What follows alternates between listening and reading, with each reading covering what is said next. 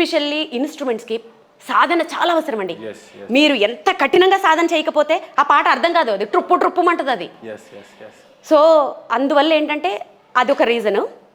కానీ ఖచ్చితంగా నేను ఇన్స్టిట్యూట్ స్టార్ట్ చేస్తానండి, కానీ ఇప్పుడు కాదు. ఎందుకంటే నేను ఇప్పుడు వీణని నెక్స్ట్ జనరేషన్కి తీసుకెళ్లే ఆ పనిలో ఉన్నాను. దాని గురించే మిమ్మల్ని దేవుడు ఏర్పరచుకొని ఉండుంటే సరస్వతి దేవి చేతిలో ఉన్నటువంటి వీణ అది నిజంగానే మీరు కారణ జన్మరాలుగా ఉండిపోతారండి.